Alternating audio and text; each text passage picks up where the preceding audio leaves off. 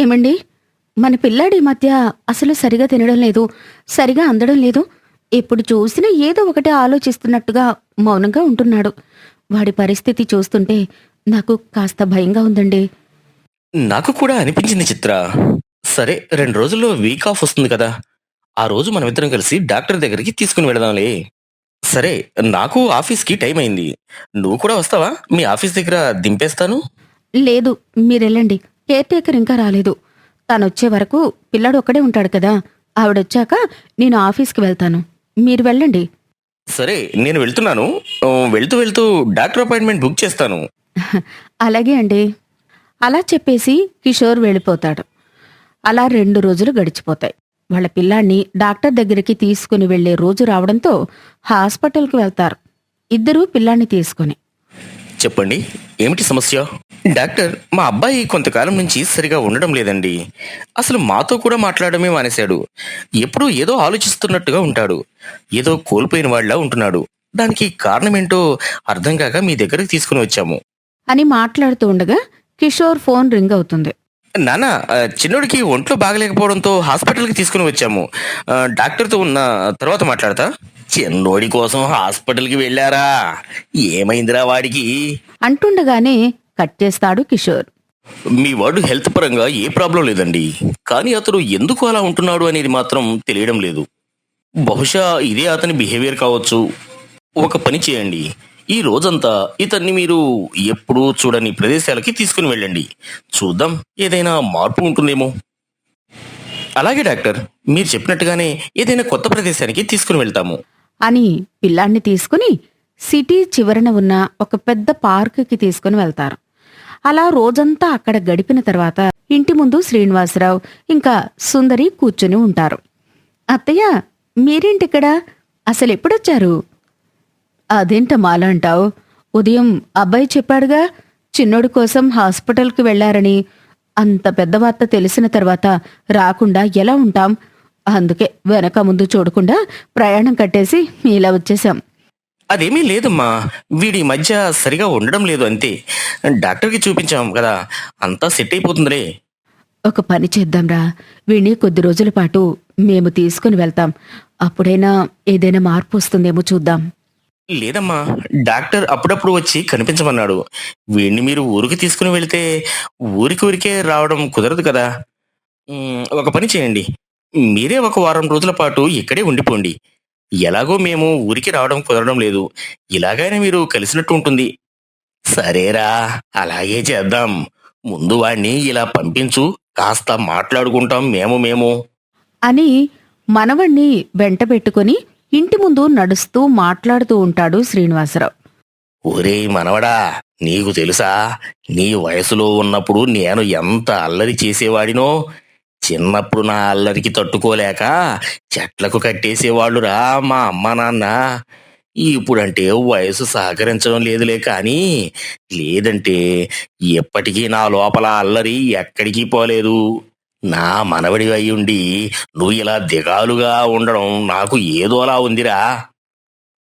నిన్ను మీ అమ్మ వాళ్ళు కొట్టినప్పుడు తిట్టినప్పుడు నీకు బాధ అనిపించలేదా? ఆ వయసులో బాధగానే ఉంటుందిరా. కానీ ఇప్పుడు అది తలుచుకుంటే చాలా ఆనందంగా ఉంటుంది.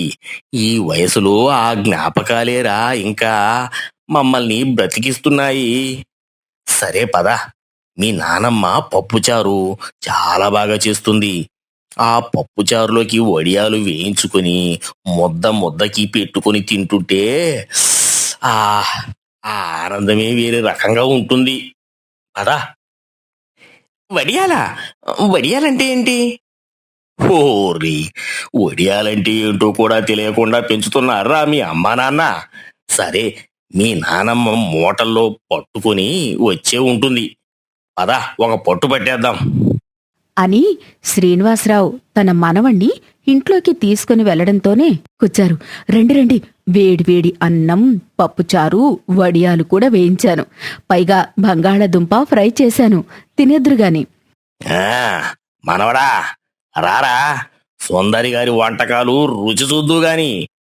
అని శ్రీనివాసరావు తన మనవణ్ణి ఎదురుగా కూర్చోబెట్టుకుని ఊరిలో ఉండే కథలు చెప్తూ తినిపిస్తూ ఉంటాడు. అలా రోజులు గడుస్తూ ఉంటాయి. నెమ్మది నెమ్మదిగా వాళ్ళ పిల్లవాడు కాస్త ఆనందంగా ఉండడం చూసి కిషోర్ ఎంతో సంతోషిస్తాడు. అదే సమయంలో డాక్టర్ దగ్గర నుంచి ఫోన్ రావడంతో హాస్పిటల్కి తీసుకుని వెళ్తాడు. ఏంటండి, మీ అబ్బాయిలో కొద్దిపాటి తేడా అయినా కనిపించిందా? కొంచెం కాదండి, చాలా కనిపించింది. ఎంతలా అంటే మొన్నటి వరకు మనం పిలిస్తే తప్ప మాట్లాడని వాడు ఈరోజు ఏకంగా వాడికి వాడుగా పాటలు పాడుతూ డ్యాన్స్ వేస్తున్నాడు. అంతలా మార్పు వచ్చింది. నిజమా? అంతలా మార్పు రావడానికి కారణం ఏంటి అని ఏదైనా అర్థమైందా? లేక ఇంతకు ముందు లేనిది ఈ వారంలో మీ ఇంట్లో వచ్చిన మార్పు ఏదైనా ఉందా? అవును డాక్టర్, మా అమ్మా నాన్న వచ్చారు. ఎప్పుడూ వాడితోనే సమయం గడుపుతున్నారు. అదేమైనా వాడి మీద ప్రభావం చూపించి ఉంటుంది అంటారా? ఆ! ఖచ్చితంగా చూపిస్తుంది. చూడండి కిషోర్ గారు, నిజానికి ఈ వైద్యాలు, ట్రీట్మెంట్స్ అన్నీ కూడా శరీరానికి ఉన్న వ్యాధులని సునాయాసంగా తగ్గించగలవు.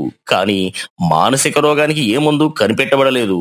దానికి ఒకే ఒక మందు ఉంది. అదేంటంటే ఏ వ్యక్తి అయితే మానసికంగా బాధపడుతున్నాడో అతనికి కావలసిన సంతోషం అందించడమే దీనికి మందు. మీ నాన్నగారు, అమ్మగారు ఊరు నుంచి వచ్చారు కదా! వాళ్ళు మీ అబ్బాయితో గడపడం వల్ల అతనికి స్నేహితుల్లా అన్ని విషయాలు చెప్పుకోగలిగే వాళ్ళలా కనిపించారు. వాళ్ళు అతనితో ఉన్నంతసేపు అన్నీ మరిచిపోయి బ్రతుకుతున్నాడు. అందుకే వాళ్ళతో ఉన్నప్పుడు అంత సంతోషంగా ఉండగలుగుతున్నాడు. మీ అబ్బాయికి ఉదయం నుంచి సాయంత్రం వరకు స్కూల్లో హోంవర్క్స్ అని, మార్కులు రావాలి అని స్కూల్లో ఉండే కంగారు ఉంటుంది. టీచర్స్ ఎలాగూ వాళ్ళని మార్కుల కోసం చదివే యంత్రాల్లానే చూస్తారు తప్ప పిల్లల నిజమైన సంతోషం గురించి పట్టించుకోవడమే మానేశారు. ఎవరో కొందరు మాత్రమే ఉన్నారు అలా పిల్లల్ని వాళ్ళ ఇష్టానికి వదిలేసే టీచర్స్. అంటే టీచర్స్ పిల్లల మీద ఒత్తిడి తీసుకురావడమే దీనికి కారణమంటారా? హా, ఖచ్చితంగా కాదు. టీచర్స్, ఫ్రెండ్స్, చుట్టుపక్కల వాళ్ళు పిల్లల మీద పెట్టే ఒత్తిడి కేవలం 10% మాత్రమే. మిగతా అంతా తల్లిదండ్రులే కారణం. తల్లిదండ్రులు పిల్లాడి బాగు కోరుకునే తల్లిదండ్రులు పిల్లాడి ఇలాంటి పరిస్థితికి కారణం ఎలా అవుతారు డాక్టర్? పిల్లలకి ఒక్క మార్కు తక్కువ వస్తే పనికి రాని వాడిలా చేసి మాట్లాడడం, ఎప్పుడు చూసినా చదువు గురించే ఫోర్స్ చేయడం, ఇతర బంధువులతో పోలుస్తూ చులకనగా మాట్లాడడం, వీటన్నిటికంటే ముఖ్యంగా పిల్లలకి పెద్దలు సమయం కేటాయించలేకపోవడం వల్లనే పిల్లలు ఇలా మానసికంగా కృంగిపోతున్నారన్న విషయం ఏ పెద్దలు ఒప్పుకోరు. కానీ అదే నిజం. ఇక ముసలాళ్ళ విషయానికి వస్తే పిల్లలకి సమయం కేటాయించడమే కాదు, మంచి చెడుల గురించి మాట్లాడుతూ ఉంటారు. అందుకే పిల్లలకు వాళ్ళతో సమయం గడిపే ఆనందంగా ఉండటమే కాకుండా కొత్త విషయాలు తెలుసుకున్నాం అన్న ఆనందం కూడా ఉంటుంది. అవును డాక్టర్, మమ్మల్ని ఉదాహరణగా తీసుకుంటే మా అబ్బాయితో మేము గడిపే సమయం చాలా తక్కువ. వాడికి ఒక కేర్ టేకర్ని పెట్టాము. వాడు ఎన్నిసార్లు మాతో మాట్లాడాలని చూసినా మాకంటే వర్క్ టెన్షన్స్ వల్ల మేము వాడిని పట్టించుకోలేకపోయాము.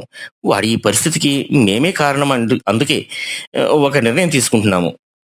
మా అబ్బాయిని కొద్ది రోజుల వరకు మా అమ్మా నాన్న వాళ్ళ ఊరికి పంపించాలనుకుంటున్నాను. వాడు కాస్త కుదురుకున్నాక మేము కూడా వాడితో స్నేహంగా ఉంటాం డాక్టర్. హా, మీ ఆలోచనని ఆచరణలో పెట్టగలిగితే మీ పిల్లాడి భవిష్యత్తుకి బంగారు బాట వేసిన వాళ్ళు అవుతారు.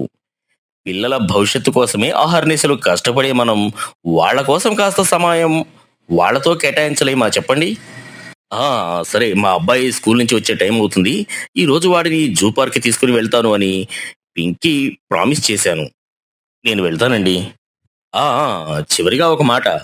మనమందరం చిన్న కుటుంబమే చింతలేని కుటుంబం అని చదువుకున్నా కానీ, మన వాళ్ళతో కలిసి ఉన్న కుటుంబమే మానసికంగా ఆరోగ్యవంతమైన కుటుంబం.